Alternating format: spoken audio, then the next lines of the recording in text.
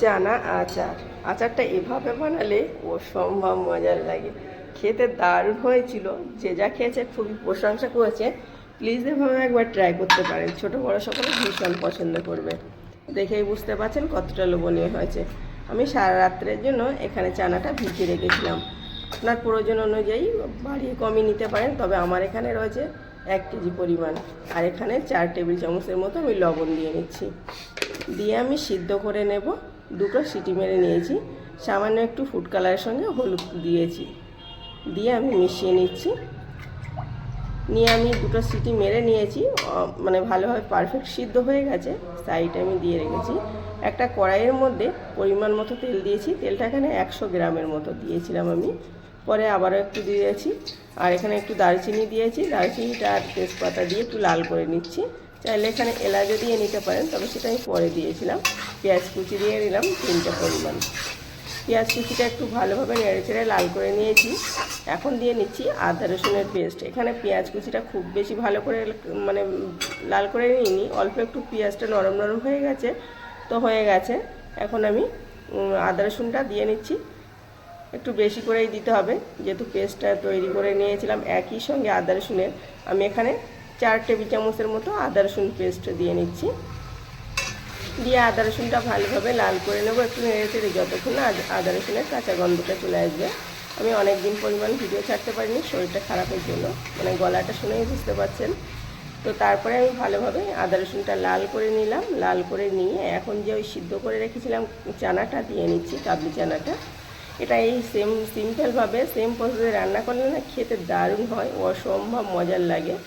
আমি তারপরে দেখছি যে সিদ্ধটা একদম পারফেক্ট হয়েছে। আমি এখন ভালোভাবে অনবরত নেড়ে চেড়ে আদা রসুনের সঙ্গে কাবলি চানাটা একটু ভাজা ভাজা করে নেব। তো একটু ভালোভাবে ভাজা ভাজা করে নিয়েছি। এখন বাকি উপকরণ দিয়ে নিচ্ছি, যেগুলো সাধারণত লাগে। লবণ দিয়ে নিচ্ছি, যেহেতু সিদ্ধ করার সময় দিয়েছিলাম ওই জন্য এখন 2 টেবিল চামচ দিলাম। বুঝে দিতে হবে, যেহেতু জল একটু ফেলে দিয়েছিলাম ওই জন্য। তবে স্বাদটা পরে চেক করে নিলে হয়ে যাবে। লঙ্কা গুঁড়ো দিয়ে নিচ্ছে 1 টেবিল চামচ, আর কাশ্মীরি রেড চিলি পাউডার দিয়ে নিলাম 1 টেবিল চামচ। পছন্দ অনুযায়ী লঙ্কাটা বাড়ি কমিয়ে নিতে পারেন। হলুদটা দিয়ে নিলাম, হলুদ 1.5 টেবিল চামচ, 1.5 টেবিল চামচ দিয়েছি হলুদ গুঁড়ো। আর দিয়ে নিচ্ছি জিরে, মরিচ, ধনিয়া গুঁড়ো, এখানে 1.5 টেবিল চামচ। দিয়ে ভালোভাবে সমস্ত উপকরণগুলো কিন্তু আমি মিশিয়ে নিচ্ছি। উপকরণগুলো আগে পরে বললাম, কিন্তু এমনই দিয়েছি 1.5 টেবিল চামচ করে। নাড়তে নাড়তেই কিন্তু কালার চলে আসবে, যেহেতু লঙ্কা গুঁড়োটা একটু বেশি করেই দিয়েছি। তো দেখুন ভালোভাবে নেড়ে চেড়ে সময় নিয়ে কষিয়ে নিতে হবে। এই যে মেন উপকরণ হলো সময় নিয়ে কষানো। জালটা মিডিয়াম টু হাই ছিল, আমি অনবরত নাড়ছি আর মশলাগুলো কষাতে থাকছি। এভাবে কষিয়ে নিলে খেতে দুর্দান্ত হয়, খুব মানে সুন্দর হয়, দেখতেও লোভনীয় আসে। তো দেখুন একদম কালারটা। এখানে দিয়ে নিচ্ছি চিকেনটা। আমি আর সাইডে একটা কড়াই করে 250 গ্রামের মতো চিকেন ছিল, ছোট ছোট টুকরো। আমি সিদ্ধ করে লবণ আর আদা রসুন দিয়ে সিদ্ধ করে নিয়েছি। সিদ্ধ করে রাখা চিকেনের টুকরোগুলো এখন তুলে দিচ্ছি। চাইলে চিকেনটা আলাদা না সিদ্ধ করে পেঁয়াজটা লাল করে কাবলি চানাটা দেওয়ার আগে চিকেনটা দিয়ে আদা রসুনের সঙ্গে কষিয়ে নিতে পারেন। তবে আমি এভাবেও দিলে ভালো লাগে, ওভাবেও করলে ভালো লাগে। ওভাবে তো অনেকবার করেছি, এভাবেও দিয়ে নিলাম। আর এই চিকেনটা শুধুমাত্র লবণ আর আদা রসুন দিয়ে সিদ্ধ করে নিয়েছিলাম। তো চিকেনটা দিয়ে এখন সময় নিয়ে মিশিয়ে নিচ্ছি। এই তো ভালোভাবে মিশিয়ে নেওয়া হয়ে গেছে। এখন ওই যে মশলাগুলো দিয়েছিলাম কষানোর জন্য 1/2 কাপের মতো আমি জল ব্যবহার করছি এখানে, খুব বেশি নয়, দেখলেই বুঝতে পারবেন। 1/2 কাপের মতো জল দিয়ে ঢাকনা দিয়ে ঢেকে 1-2 মিনিটের মতো মানে আমি রেখে দেবো ঢাকনা চাপা দিয়ে, যাতে মশলাগুলো কষানো হয়ে যায়। তো মশলাগুলো যখন কষানো হয়ে গেছে দেখুন, মানে ঢাকনা দিয়ে ঢেকে রেখেছিলাম, মশলাগুলো এখন কষানো হয়ে গেছে। আমি ঢাকনা খুলে আমি দেখাই যে একদম জলটা শুকিয়ে গেছে। এখন অনবরত এভাবে নাড়তে থাকতে হবে নিচের দিকে, যাতে না পুড়ে যায়, যেহেতু মশলা অনেকটা বেশি করে দেওয়া আছে। আর কাবলি চানাতে একটু মশলাগুলো না একটু মানে বেশি করেই দিতে হয় এমনি সাধারণত চানার থেকে। তো আমি দেখুন সময় নিয়ে আবারও 2 থেকে 3 মিনিটের মতো নেড়ে চেড়ে নিয়েছি। আর এখন কিন্তু আমি কুসুম গরম জল করে রেখেছিলাম সাইডে। কুসুম গরম জল যতটা দিয়েছি, এখানে 500 গ্রামের মতো জল দিয়েছি। দিয়ে আমি এটা এভাবে ঢেকে রেখে দেবো, কিছুক্ষণের জন্য জাল করে নেব, যাতে জলটা ফুটে ওঠে। আর গরম জল দিয়েছি যেহেতু চট করে কিন্তু ফুটে উঠবে।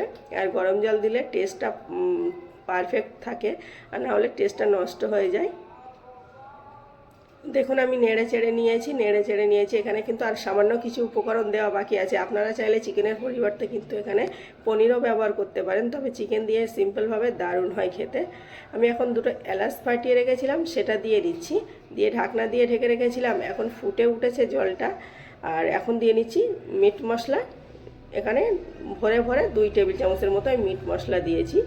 একটু মিট মশলা যত বেশি ভালো হবে খেতে তত বেশি ভালো হবে। ঝোলটা নিজের পছন্দ অনুযায়ী ভালোভাবে ফুটিয়ে আমি নামিয়ে নিয়েছি, আর এখন পরিবেশন করার জন্য তুলে নিচ্ছি। দেখুন কতটা লোভনীয় হয়েছে, খেতে দারুণ হয়েছে। যে কোনো সময়ে এই চানার রেসিপিটা রাখতে পারেন, সাথে যদি থাকে নরম নরম তুলতুলে নান, আর কিছু মানে বলার নেই। দেখেই বোঝা যাচ্ছে যে কতটা লোভনীয় হয়েছে। এটা কিন্তু সপ্তাহ জুড়ে ফ্রিজে কিন্তু রেখে দিতে পারেন, যখন ইচ্ছা বার করে খেতে পারেন। এতটা মজার হয়েছে। আপনাদের কেমন লেগেছে বলতে বলবেন না প্লিজ। ভালো লাগলে লাইক সাবস্ক্রাইব করার অনুরোধ করছি।